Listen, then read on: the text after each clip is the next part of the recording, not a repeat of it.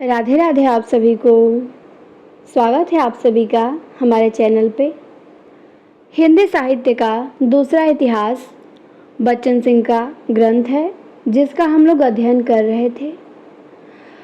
और आधुनिक काल में हम लोग आए थे तो हमने नवजागरण देखा, भारतेंदु युग में निबंधों की स्थिति देखा, नाटक देखा, भारतेंदु युग के उपन्यास देखा, आलोचना देखा।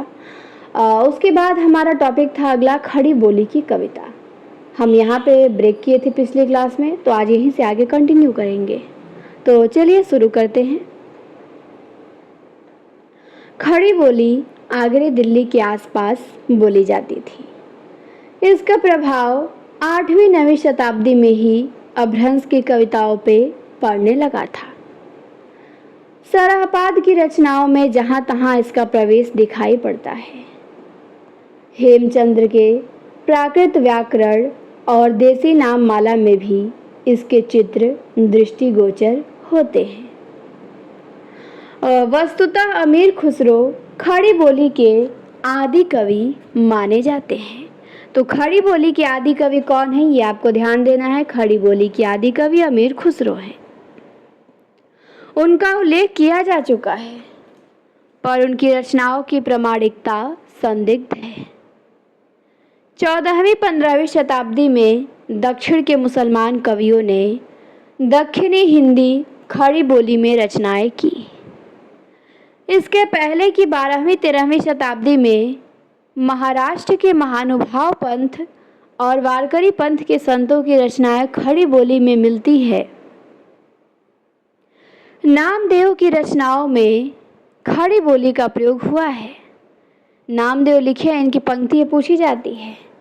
पांडे तुम्हारी गायत्री लंधे का खेत खाती थी। हिंदी के संत कवियों की रचनाओं में भी इसका पुट देखा जा सकता है। स्पष्ट है कि यह अधिकाधिक लोगों में समझी जाने लगी थी। किंतु पद्य में खड़ी बोली के व्यवहार की समस्या भारतेंदु के समय में ही उठी। खड़ी बोली लोक, रागों, लावनी, ख्याल, तुर्रा, ठुमरी आदि में अपना स्थान बना चुकी थी। भारतेंदु ने अपने जातीय संगीत में इन्हीं पर जोर दिया है, किंतु साहित्यिक रचनाओं में इसका प्रयोग प्रायः नहीं हुआ। सन 1881 में अपनी खड़ी बोली की कविताएं भारत मित्र में प्रकाशनार्थ प्रकाशन के लिए इन्होंने भेजी थी। हरिश्चंद्र चंद्रिका 1874 में पयार छंद में लिखी गई उनकी एक कविता मंद मंद आवे देखो प्रात समीरन छपी थी। तो उनकी कविता जो पयार छंद में है, प्रात समीरन किस पे छपी थी? हरिश्चंद्र चंद्रिका में। उसी का पूरा नाम है मंद मंद आवे देखो प्रात समीरन। हिंदी भाषा निबंध का एक उपशीर्षक है नई भाषा की कविता। इसी में उन्होंने अपना बनाया हुआ एक दोहा उद्धृत किया है। तो भारतेंदु जी ने लिखा है, ये ध्यान देना है। भजन करो श्री कृष्ण का मिलकर के सब लोग, सिद्ध होएगा काम और छूटेगा सब शोक। इस पर उनकी टिप्पणी है, अब देखिए कैसी भौंडी कविता है। आगे चलकर उसी निबंध में वे लिखते हैं, भारतेंदु जी, ये पूछता भी है, कथन उनका मोस्ट है। कहते हैं भारतेंदु कि जो हो, मैंने आप कई बार परिश्रम किया कि खड़ी बोली में कुछ कविता बनाऊं, पर वह मेरे चित्तानुसार नहीं। तो वो अपने निबंध में, हिंदी भाषा निबंध में ये कहते हैं भारतेंदु। ठीक उसी का उपशीर्षक है नई भाषा की कविता। तो उसी में ये कहते हैं कि जो हो, मैंने आप कई बार प्रयास किया कि हिंदी खड़ी बोली में कुछ कविता बनाऊं, पर वह मेरे चित्तानुसार नहीं। इससे स्पष्ट है कि खड़ी बोली की कविता में उनका मन नहीं रमा और न वह ठीक ठाक बन ही सकी। उदाहरणार्थ देख सकते हैं दशरथ विलाप की कुछ पंक्तियां। मेरे जीवन मेरे सबरस प्राण, हुए क्या हाय मेरे राम भगवान, कहाँ हो राम, हाँ प्राणों से प्यारे, यह कह दशरथ जी सुरपुर को सिधारे। उनकी मुकरिया और उर्दू की कविताएं खड़ी बोली में हैं। अंधेर नगरी के चूरन वाले और पाचक वाले खड़ी बोली पद्य में ही गुहार लगाते हैं, पर ये सब लोक से संबद्ध है। ठेठ साहित्यिकता से इनका कोई संबंध नहीं है। लेकिन गद्य और पद्य के भाषा माध्यम का अलगोझा बहुत दिनों तक नहीं चल सकता था। इस दिशा में श्रीधर पाठक ने खड़ी बोली में एकांतवासी योगी 1886 में और जगत सच्चाई सार 1887 में लिखकर अच्छी पहल की। मुजफ्फरपुर के निवासी अयोध्या प्रसाद खत्री को गद्य पद्य की अलग अलग भाषा देखकर बहुत दुख होता था। बोलचाल की भाषा यानी खड़ी बोली में कविता लिखने के लिए उन्होंने एक आंदोलन ही खड़ा कर दिया। खत्री जी ने खड़ी बोली पद्य की एक पुस्तक तैयार की, जिसमें बहुत लोगों की रचनाएं संग्रहित की गई। सन 1887 में इसका प्रकाशन हुआ। भारतेंदु का उल्लेख करते हुए प्रताप नारायण मिश्र और ग्रियर्सन ने इस बार प्रयास को कोई महत्व नहीं दिया। इस आंदोलन को लेकर हिंदुस्तान में नवंबर 1887 से अप्रैल 1888 तक 6 महीने तक विवाद चलता रहा। श्रीधर पाठक और अयोध्या प्रसाद खत्री ने खड़ी बोली का पक्ष लिया तथा प्रताप नारायण मिश्र और राधा कृष्ण गोस्वामी ने ब्रज भाषा का। तो ये ध्यान देना है कि खत्री ने खड़ी बोली का पक्ष लिया, प्रताप नारायण मिश्र और राधाचरण गोस्वामी ने ब्रज भाषा का। यह सब होते हुए भी भारतेंदु मंडल के अधिकांश लोगों ने खड़ी बोली में पद्य लिखे, किंतु सरस्वती के प्रकाशन के पूर्व तक गद्य पद्य की भाषा की समस्या हल न हो सकी। इस समस्या का हल महावीर प्रसाद द्विवेदी ने ही किया।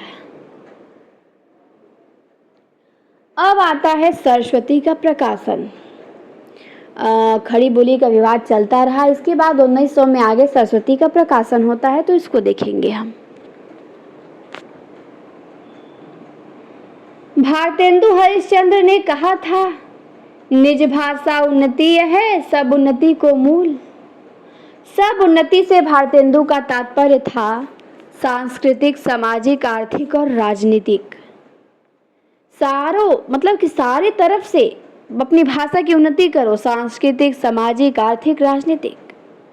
यह कार्य बंगाल में ईश्वरचंद विद्यासागर, बंकिम, माइकल मधुसूदन, मराठी में चिपलूणकर और हिंदी में भारतेंदु ने किया। इनसे जिस नई संस्कृति का जन्म हुआ वह राष्ट्रीय आंदोलन में संक्रांत हो गई।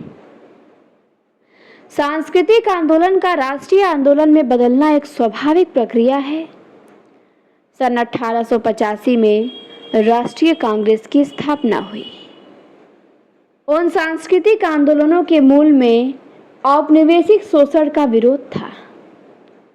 सांस्कृतिक सामाजिक आंदोलन द्वारा एक भारतीय अस्मिता बनी और इसी के माध्यम से यह बोध हुआ कि अपनी अस्मिता की पहचान और आर्थिक शोषण से मुक्ति स्वतंत्रता प्राप्ति के बिना संभव नहीं है।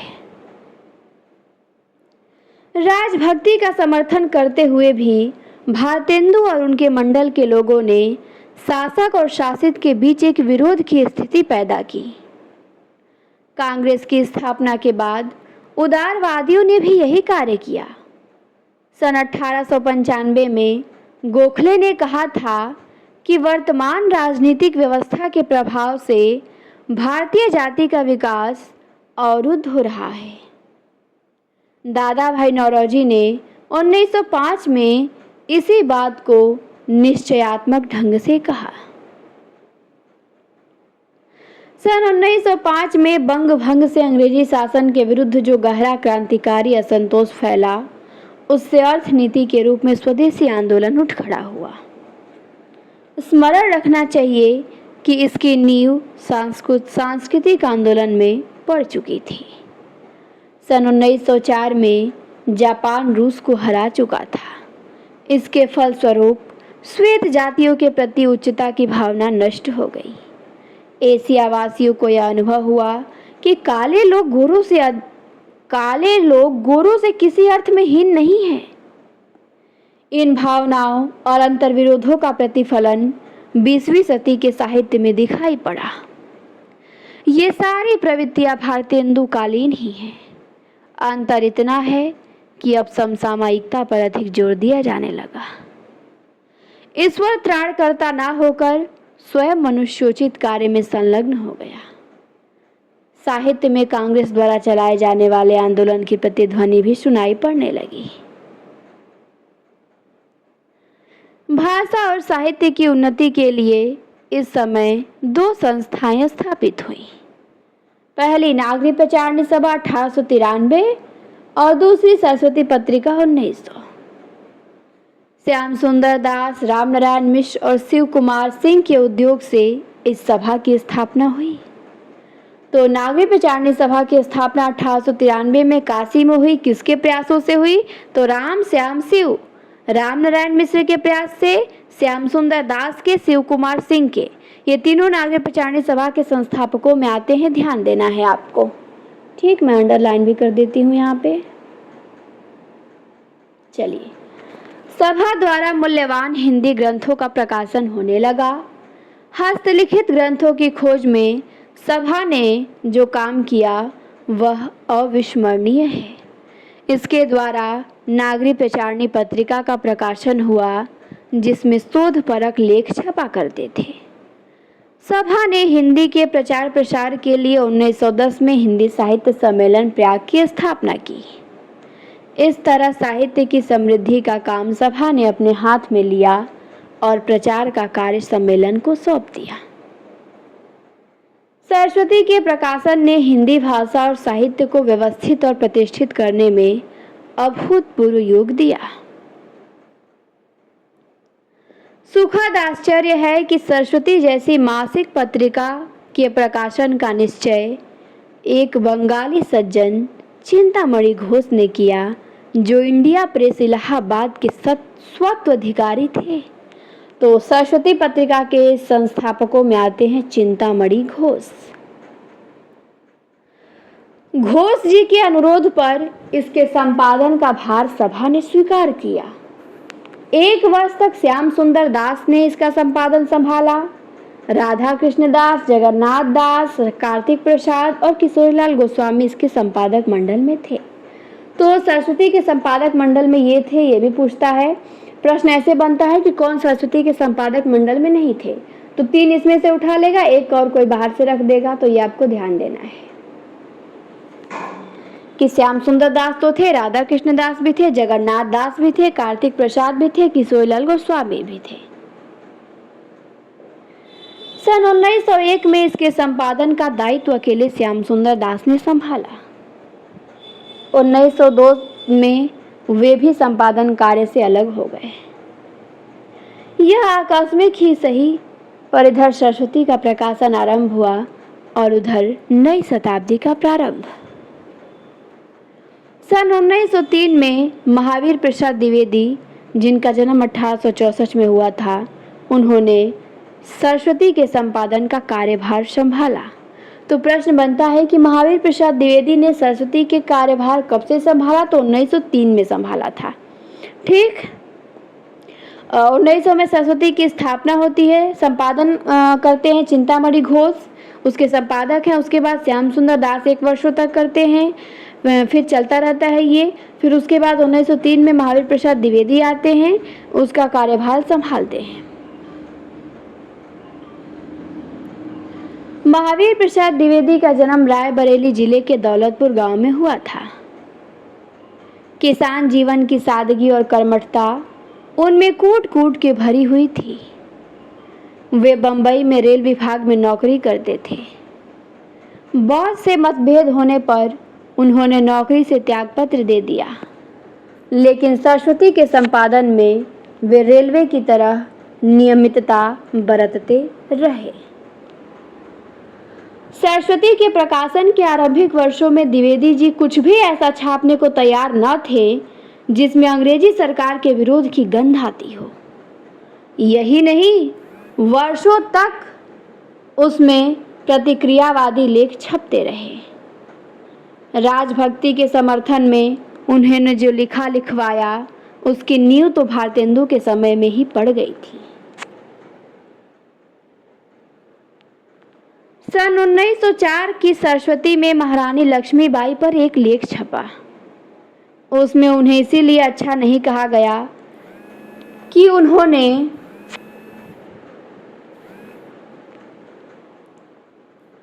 सन 1904 की सरस्वती में महारानी लक्ष्मीबाई पर एक लेख छपा। उसमें उन्हें इसलिए अच्छा कहा गया कि उन्होंने 1857 के स्वतंत्रता संग्राम में अंग्रेजों की सहायता का वचन दिया था। उसी लेख में तात्या टोपे को नृशंस हत्यारा कहा गया था। इसके लेखक स्वयं द्विवेदी जी थे। सन 1905 की सरस्वती में जिस वर्ष बंग भंग हुआ था, सन 1857 की एक ऐसे राजा की प्रशस्ति छपी जिसने अंग्रेजों की सहायता की थी। सन 1908 की सरस्वती में संपत्ति शास्त्र की भूमिका छपी। संपत्ति शास्त्र चाहे मौलिक ग्रंथ हो या अनुवाद, नंद दुलारे वाजपेयी ने इसे अनुवाद माना है, पर इसकी भूमिका के प्रकाशन के बाद से सरस्वती का रुख राष्ट्रीय हो गया। तो ये मोस्ट है, यहाँ पे आपको मिलता है। प्रश्न बनता है कि सरस्वती पत्रिका का जो रुख है वो राष्ट्रीय कब हुआ? 1908 में हुआ। किस रचना के, कविता के प्रकाशन से हुआ? तो संपत्ति शास्त्र के प्रकाशन से हुआ। जब संपत्ति शास्त्र की भूमिका छपती है तो इस कविता का जो रुख है वो राष्ट्रीय हो जाता है। भारतेंदु को उन्होंने अत्यंत आदर और सम्मान से याद किया है। उनके व्यक्तित्व को रीति कवियों से बहुत बड़ा और बहुआयामी बताया है। उनके द्वारा प्रदर्शित मार्ग ही उनके अनुकरणीय लगा। यदि भारतेंदु की पत्रिकाओं से सरस्वती की तुलना की जाए तो वह बहुत भिन्न नहीं मिलेगी। सरस्वती में समसामयिकता के प्रति अधिक आग्रह है, पर भारतेंदु के गद्य में जो जिंदादिली, सरसता, हंसमुखता और व्यंग है वह सरस्वती में प्रकाशित गद्य में कहाँ। सरस्वती के माध्यम से द्विवेदी जी ने हिंदी साहित्य के गद्य और पद्य की विभाजक रेखा को मिटा दिया। यद्यपि सरस्वती में ब्रजभाषा की रचनाएं भी छपती रहीं, फिर भी खड़ी बोली पद्य को पर्याप्त प्रोत्साहन मिला। गद्य पद्य की भाषा खड़ी बोली हो गई, इसका श्रेय तो द्विवेदी जी को ही है। तो द्विवेदी युग में जो है गद्य और पद्य की भाषा खड़ी बोली हो जाती है और इसका श्रेय किसको दिया जाता है? तो महावीर प्रसाद द्विवेदी को दिया जाता है। भारतेंदु मंडल के लोगों ने खड़ी बोली में जो पद्य रचनाएं की उनमें ब्रज भाषा का तो मिश्रण था ही, संज्ञा और क्रियापदों के रूप भी विकृत थे। विभक्तियां हटाने के लिए संधियों का रूप भी बिगाड़ दिया गया था। उदाहरण देखिए, दुनिया को दुनिया लिखा जाता था, असली को असिल, नीव को नेव, इससे जिससे को इससे जिससे आदि शब्दों को देखा जा सकता है। भाषा संबंधी इस अव्यवस्था को दूर करने का जो प्रयास द्विवेदी जी ने किया वह स्मरणीय रहेगा। रीति काव्य का विरोध भारतेंदु मंडल के लेखक कर चुके थे, विशेष रूप से बालकृष्ण भट्ट। द्विवेदी जी ने लिखा है, कविता का विषय मनोरंजक एवं उपदेशजनक होना चाहिए। यमुना के किनारे के लिए कौतूहल का अद्भुत वर्णन बहुत हो चुका। तो महावीर प्रसाद द्विवेदी ने लिखा है कि कविता का विषय मनोरंजक एवं उपदेशजनक होना चाहिए। ये पूछा गया है, आपको ध्यान देना है। कहते हैं कि यमुना के किनारे केली कौतूहल का अद्भुत वर्णन बहुत हो चुका। न परकियाओं पर प्रबंध लिखने की कोई आवश्यकता है, न शौकियाओं के गतागत की पहेली बुझाने की। चींटी से लेके हाथी पर्यंत सभी पे कविता हो सकती है। ये महावीर प्रसाद द्विवेदी कहते हैं। ये पूछा जा चुका है, यूथ में आपको मिलेगा कि चींटी से लेके हाथी पर्यंत सभी पे कविता हो सकती है। कौन कहता है? महावीर प्रसाद द्विवेदी कहते हैं। और ये भी पूछता है कि कविता का विषय मनोरंजक एवं उपदेशजनक होना चाहिए, तो ये भी महावीर प्रसाद द्विवेदी कहते हैं। पर स्वयं द्विवेदी जी की खड़ी बोली की कविताओं में कर्कशता और तीव्रतात्मकता है। भाषा में परिनिष्ठता और एकरूपता का अभाव है, किंतु खड़ी बोली की आरंभिक कविताओं के लिए यह दोष क्षम्य है। यूँ तो अपनी काव्य प्रतिभा के बारे में वे मुगालते में न थे। उनका गद्य भी भाषा परिष्कार की दृष्टि से महत्वपूर्ण है, न कि गद्य शैली या प्रौढ़ विचारों की अभिव्यक्ति की दृष्टि से। पर साहित्य को वे जनवादी मार्ग की ओर ले गए और इस दिशा में नए नए कवियों को प्रोत्साहन किया। निराला जी ने ठीक ही लिखा है उन्होंने। उनका कथन है निराला का कि बाबू मैथिली शरण जी, श्री स्नेही जी, रूप नारायण पांडे जी, रामचरित उपाध्याय जी, लोचन प्रसाद पांडे जी, ठाकुर श्री गोपाल शरण सिंह जी, सियाराम शरण गुप्त जी आदि सुकवियों को द्विवेदी जी ने काफी प्रोत्साहन दिया। पर ये सब कवि उस काल की सरस्वती की ही स्टाइल के सुकवि हैं। तो यहाँ पे ये द्विवेदी जी खत्म हुए। अब आते हैं मैथिली शरण गुप्त। मैथिली शरण गुप्त को हम देखेंगे। इनका जन्म हुआ था 1886 में और इनका निधन हुआ था 1964 में। गुप्त जी महावीर प्रसाद द्विवेदी के निर्मिति थे। उनका जन्म चीरगांव झांसी में हुआ था। गांव की सरलता, निश्चलता और कर्मठता की वे सजीव मूर्ति थे, ठीक अपने काव्य गुरु द्विवेदी जी की तरह। तो मैथिली शरण गुप्त के गुरु महावीर प्रसाद द्विवेदी थे। द्विवेदी जी में आर्य समाजी मिलिटेंसी थी, तो गुप्त जी में वैष्णवी विनम्रता। उन्हें साधारण स्कूली शिक्षा प्राप्त हुई थी, किंतु अपनी जीवट और संकल्प शक्ति के कारण वे संस्कृत, बंगला, उर्दू, हिंदी के भाषा साहित्य में अद्भुत क्षमता अर्जित करने में समर्थ हुए। वे धर्म में विशिष्टाद्वैतवादी, ये कथन मोस्ट है बच्चन सिंह का। पूछता है कि मैथिली शरण गुप्त के बारे में ये कथन किसने कहा है, ये यूथ में आया हुआ है। तो ये कहा है बच्चन सिंह ने कि वे धर्म में विशिष्टाद्वैतवादी, विचारों में गांधीवादी और साहित्य में अभिधावादी हैं। दूसरे शब्दों में उनकी काव्य वृत्ति पुरानी, किंतु उस पर रंग नया है, और जो कुछ नया है उसका आधार पुराना है। वे काव्य में रस, अनुभव, काव्य गुण, छंद के ठीक निर्वाह के आग्रही हैं। उनका श्रृंगार रस दाम्पत्य प्रेम की लक्ष्मण रेखा नहीं लांघता। उनके काव्य का लक्ष्य लोकहित सद्भाव का संचार और ज्ञान का प्रकाश है। उनकी पहली कविता हेमंत 1905 की सरस्वती में प्रकाशित हुई।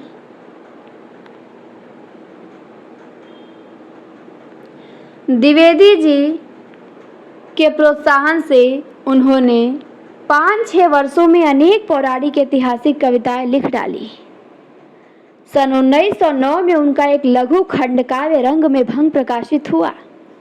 तो इनकी पहली कविता हेमंत है जो 1905 में लिखी गई, सरस्वती में प्रकाशित हुई, ये आपको ध्यान देना है। फिर उनका पहला खंड काव्य है रंग में भंग, 1909 में प्रकाशित हुआ। भारतेंदु के समय में चित्तौड़ के स्मरण से उदासी छा जाती थी, किंतु गुप्त जी चित्तौड़ में त्वरा भरने वाली जादुई शक्ति पाते हैं। गुप्त जी का पहला महत्वपूर्ण काव्य भारत भारती है जो 1912 में लिखा गया। यहाँ 13 गलत दिया है। भारत भारती का डेट 1912 है जो इनका महत्वपूर्ण काव्य है। हिंदी भाषा भाषी क्षेत्र में इतने व्यापक स्तर पर राष्ट्रीय सांस्कृतिक चेतना जगाने का जो काम अकेले भारत भारती ने किया, उतना अन्य पुस्तकों ने मिलकर भी नहीं किया। इसी कारण इसे असमानांतर लोकप्रियता मिली। इसकी रचना मुज़हार्श मद्दो-जज़े इस्लाम या मसदस्से हाली की प्रतिक्रिया में हुई। तो ये भी आपको प्रश्न मिलेगा, अगर आपने युद्ध पढ़ा हो तो वहाँ पे एक विकल्प आता है, शायद नेट में प्रश्न बना है कि भारत भारती की रचना किसकी प्रेरणा से हुई, तो विकल्प में दिया था कि मुज़हार्श मद्दो-जज़े इस्लाम या मसदस्से हाली की प्रतिक्रिया में हुई। तो बिल्कुल सही है, इसी की प्रेरणा से इसकी रचना हुई है। तो देख रहे हैं कितना प्रश्न बना है इस किताब से। मसदस्से हाली में मुसलमानों के भूत, वर्तमान और भविष्य पे विचार किया गया था। हाली की प्रतिक्रिया में भारत भारती के 7 वर्ष पूर्व ब्रजमोहन दत्तात्रेय कैफी की पुस्तक भारत दर्पण या मुसद्दस्से कैफी प्रकाशित हो चुकी थी। गुप्त जी ने शैली हाली से ली और जमीन कैफी से, तो ये भी ध्यान देना है। उस पर चढ़ा हुआ रंग उनका अपना है। इसमें राष्ट्रीय भावना और हिंदूवादी दृष्टिकोण की अभिव्यक्ति हुई है। जो लोग इसके आधार पर उन्हें हिंदू राष्ट्रवादी सिद्ध करते हैं, उन्हें समझना चाहिए कि भारतीय नवजागरण का आरंभ हिंदू राष्ट्रवाद से होता है। भारत भारती तो बाद में लिखी गई, हिंदू उसी का परिशिष्ट सा है। राजा प्रजा का आधार लोकतंत्र है। इस तरह वे क्रमशः पूरे युगीन चेतना को समेट लेते हैं।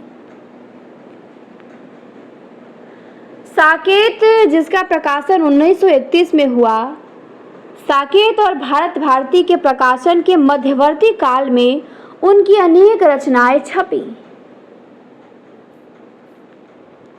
जैसे शकुंतला, पंचवटी, त्रिपिटका, गुरुकुल, झंकार आदि। पंचवटी को छोड़ शेष रचनाओं में राजनीतिक वैतालिक प्रतीक होता है। गुप्त जी एक साधक कवि हैं। उनकी साधना की चरमोपलब्धि साकेत है। तो ये भी पूछता है कि मैथिली शरण गुप्त की साधना की चरम उपलब्धि क्या है, तो वो साकेत आपको बताना है। यहाँ पे लोग कंफ्यूज हो जाते हैं भारत भारती में, नहीं, साकेत है। इसमें उसका अपना समय समग्रता चित्रित है। द्विवेदी युगीन नीतिमत्ता, आदर्श, नवजागरण और पुनरुत्थान का अंतर्विरोध।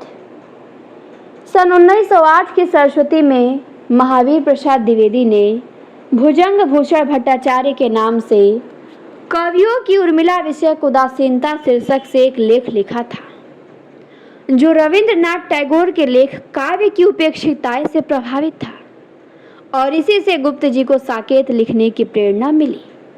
समझ में आया कुछ? यहाँ पे बताया गया है कि गुप्त जी को साकेत लिखने की प्रेरणा कैसे मिली। तो रविंद्रनाथ टैगोर ने एक लेख लिखा था, काव्य की उपेक्षिताएं, तो उससे प्रेरित होकर 1908 में महावीर प्रसाद द्विवेदी ने सरस्वती में एक कविता छापी, कवियों की उर्मिला विषयक उदासीनताएं। तो इससे प्रेरित होकर गुप्त जी ने साकेत लिखा 1931 में। तो गुप्त जी को प्रेरणा महावीर प्रसाद द्विवेदी से मिली, महावीर प्रसाद द्विवेदी की प्रेरणा रविंद्रनाथ टैगोर के लेख काव्य की उपेक्षिताएं से मिली। तो ये तथ्य आपको ध्यान देना है, ठीक। साकेत में गुप्त जी ने पारंपरिक प्रबंध काव्य की रूप पद्धति को तोड़ा है। प्रबुद्ध पाठक की दृष्टि से रूपात्मक अंतराय पर पड़ती है। आखिर इस प्रकार के अंतराय की क्या आवश्यकता थी? कथ्य की वह कौन सी मांग थी कि गुप्त जी ने प्रबंध काव्य का एक नया रूप खड़ा किया? इतिहास की वे कौन सी नियति मूलक स्थितियां थी जिसने पारंपरिक रूप को नए ढंग से विन्यस्त किया? इस समय तक नारी के संबंध में दृष्टिकोण बदल गया था। केवल उर्मिला ही उपेक्षित नहीं थी, बल्कि नारी जाति मात्र उपेक्षित थी। इसके साथ ही वे साकेत की संस्कृति को, अंचल विशेष की संस्कृति को देश की संस्कृति से जोड़ना चाहते थे। इस प्रबंध काव्य का नायक साकेत है, उर्मिला से साकेत का अभिन्न है। तो साकेत का नायक साकेत ही है। साकेत का नायक लक्ष्मण या राम नहीं है, साकेत का नायक कौन है? साकेत ही है। उर्मिला इसमें मुख्य पात्र नायिका है। यदि इसका नाम उर्मिला रखा गया होता तो इसके रूप विन्यासों में अंतराय की आवश्यकता न होती। कवि उर्मिला को साकेत के नर नारियों, नदी कछारों, प्रातः, दोपहर, संध्या, रात्रि, लोक बाग की चर्चाओं और समस्याओं से जोड़ना चाहता था। साकेत उर्मिला की सीमा थी जिसका विस्तार चित्रकूट तक था। अवसर विशेष पर राम को वापस ले आने के लिए साकेत का सारा समाज चित्रकूट में था। रामचरितमानस में चित्रकूट की घटना अयोध्या कांड में ही रखी गई है। तो ये भी ध्यान देना है कि मानस में जो चित्रकूट की घटना है वो अयोध्या कांड में ही है। साकेत आरंभ से लेकर 8वें सर्ग तक चित्रकूट सभा तक एक क्रमबद्ध कथा लेकर चलता है। भारी भरकम नवा सर्ग उर्मिला के वियोग वर्णन को समर्पित है। तो जो साकेत का नवा सर्ग है वो उर्मिला के वियोग तक है और पहले से लेके 8वें सर्ग चित्रकूट से लेके और चलता है, चित्रकूट सभा तक के क्रमबद्ध क्रम में चलता है साकेत से लेके। और नवा सर्ग जो साकेत का है उर्मिला का वियोग वर्णन है। 10वें सर्ग में उर्मिला सरयू को संबोधित करती है, ये भी ध्यान देना है। नवा सर्ग जो है उर्मिला का वियोग है, 10वें में उर्मिला सरयू को संबोधित करती है। प्रवाहमान सरयू से अपने जन्म से स्वयंवर तक के कथा प्रवाह को वह फ्लैशबैक स्मृति संचारी में निवेदित करती है। और 11वें सर्ग में हनुमान शत्रुघ्न से दंडकारण्य से लक्ष्मण शक्ति लगने की कथा का वर्णन करते हैं। तो ये आपको ध्यान देना है। नवा में वियोग वर्णन, 10वां में उर्मिला सरयू को संबोधित करती है, 11वें में हनुमान शत्रुघ्न से लक्ष्मण शक्ति लगने की कथा सुनाते हैं और 12वें सर्ग में साकेत निवासी युद्ध की तैयारी करते दिखाई देते हैं। तो युद्ध की तैयारी करते हुए साकेत निवासी 12वें सर्ग में दिखाई देते हैं। वशिष्ठ द्वारा दिव्य दृष्टि पाकर वे राम रावण युद्ध देखते हैं। राम का अयोध्या आगमन होता है और उर्मिला लक्ष्मण मिलन होता है। पूरी संरचना में नाट्य विधान का सहारा लिया गया है। साकेत के रंगमंच पे कुछ घटनाएं घटित होती हैं, उनका अभिनय होता है। कुछ घटनाएं सूच्य हैं, मंचन में कही गई है। कार्य व्यापार से भरी हुई अनेक घटनाओं के सूच्य हो जाने से साकेत का रंगमंच बहुत कुछ सूना हो जाता है। फिर भी रूपबंध का परिवर्तन बदलाव का नया संकेत देता है। नंदुलारे वाजपेयी का कहना है कि साकेत में महाकाव्य संबंधी नया आदर्श और प्रतिमान स्थिर करने का प्रयत्न जानबूझकर भले ही न किया गया हो, परंतु महाकाव्य विषय क्रमागत व्यवस्था और परिपाटी से अनजाने ही इतना दूर चला गया है कि आधुनिक युग का नया साहित्य परिवर्तन उसे स्वभावतः अपने विकास की प्रारंभिक कड़ी मानकर चलता है। ये साकेत के बारे में नंदुलारे वाजपेयी कहते हैं। तो माथेश्वर गुप्त हमारे कहाँ तक है? हाँ ठीक है। फिर आगे है कि साकेत के प्रकाशन के पूर्व वे माइकल मधुसूदन दत्त के मेघनाथ वध का अनुवाद कर चुके थे। तो मेघनाथ वध का भी अनुवाद गुप्त जी ने किया है। मेघनाथ वध में रावण धर्मनिरपेक्ष व्यक्ति है, राम नहीं है, वे नॉन सेक्युलर हैं। रावण विज्ञान और टेक्नोलॉजी से परिचित है। राम का चरित्र रावण के सामने हीन ठहरता है। इससे गुप्त जी के पारंपरिक आदर्श और मर्यादा को चोट पहुंचती है। गुप्त जी ने मधुसूदन को उत्तर देने का प्रयास किया है। उनका कहना है कि राम अनार्यों पर आर्यों की विजय का प्रतीक है। इससे मधुसूदन का पक्ष ही समर्थित होता है। यही नहीं, साकेत में आर्य समाज का प्रभाव भी दिखाई पड़ता है। पंक्ति है, बहुजन वन में है बने ऋक्ष वानर से, मैं दूंगा अब आर्यत्व निज कर से। उच्चरित होती चले वेद की वाणी, गूंजे गिरी कानन सिंधु पार कल्याणी। अंबर में पावन होम धूम गहरावे। गुप्त जी जिस संधि स्थल पे खड़े थे वहां आर्यत्व के प्रति मोह अस्वाभाविक नहीं है। इसके आधार पे उन्हें हिंदूवादी कहना सही नहीं है, बल्कि इस कथन के पीछे अपने को प्रगतिशील सिद्ध करने की स्पृहा है।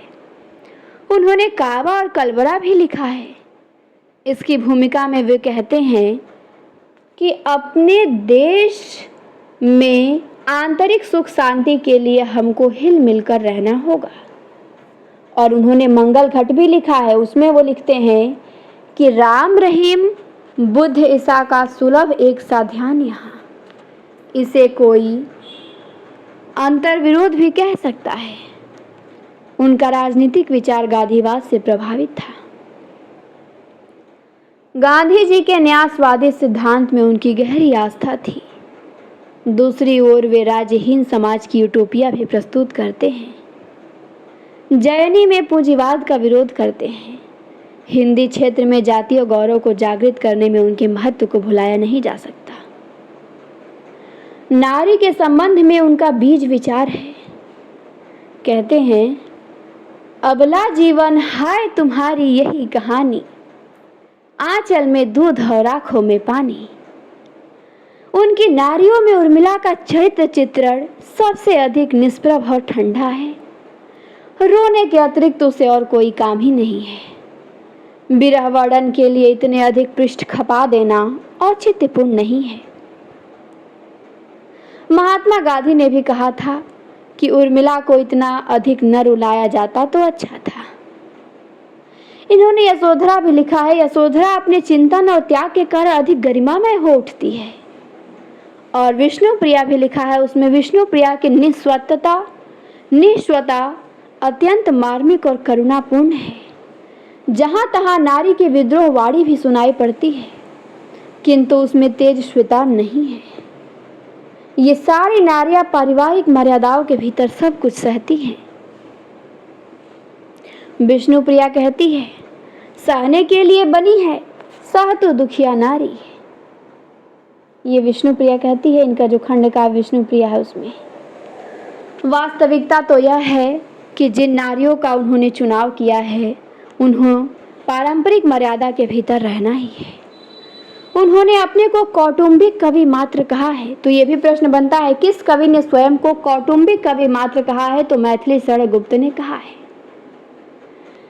दलित नारियों की ओर से गुप्त जी पुरुष वर्ग से सहानुभूति की भीख नहीं मांगते, बल्कि पुरुष वर्ग को विगलित कर देने वाली करुणा की सृष्टि करते हैं।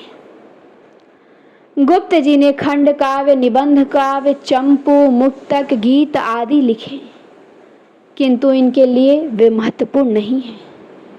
वे भारतीय संस्कृति और समसामयिक यथार्थ के बाह्यार्थ निरूपक कवि हैं। वे सतह की गहराई में नहीं जाते, कदाचित जा भी नहीं सकते। यह उनके युग के साथ उनकी शक्ति की भी सीमा थी। उस विनयशील कवि के मन में स्पर्धा का भाव भी नहीं था। जिस प्रकार उनके गुरु ने हिंदी गद्य की भाषा का परिष्कार किया, उसी तरह उन्होंने खड़ी बोली पद्य की प्रकृति को सुरक्षित रखते हुए उसकी भाषा को संस्कार दिया। द्विवेदी जी के संरक्षण में उन्होंने एक शैली निर्मित की, जिसे सरस्वती शैली कहा जा सकता है। तो हमारे मैथिली शरण गुप्त जी यहीं पे समाप्त होते हैं। अब आते हैं हरिऔध। अयोध्या सिंहोपाध्याय हरिऔध, इनको हम लोग अगली क्लास में देखेंगे। आज की क्लास में इतना ही। बहुत महत्वपूर्ण चीज़ें हमने देखा। जो मैंने बोला इम्पॉर्टेंट है उसको आप लोग नोट करिएगा, बुक में हाईलाइट करिएगा और उसको याद करना ही है। सारे प्रश्न, सारे नोट्स यहीं से बनते हैं, ठीक। इसके अलावा और कोई आधार नहीं है। इसके अलावा पेपर में और कहीं से नहीं पूछा जाता है। तो ये ध्यान देना है आपको कि बिल्कुल ध्यान से पढ़ना है। जो इम्पोर्टेंट बताया गया है उसे याद कर जाना है, हाईलाइट करना है बुक में, उसे लिखना है। और बाकी क्लास कैसी लगी आप कमेंट में ज़रूर बताएं। क्लास अच्छी लगे तो सभी के यहाँ शेयर भी किया करिए। और चैनल पर नए हैं तो सब्सक्राइब ज़रूर कर लें। और ऐसी वीडियोज़ आपको मिलते रहेंगी। और जो भी कमी होगी या फिर और भी किसी चीज़ की आवश्यकता होगी तो आप कमेंट में ज़रूर बताएं। पूरा कोशिश किया जाएगा उसको पूरा करने के लिए, आपके डाउट को समाप्त करने के लिए। बाकी आपने क्लास देखा उसके लिए बहुत बहुत शुक्रिया। क्लास को यहीं पे बंद करते हैं, फिर मिलते हैं अगली क्लास में।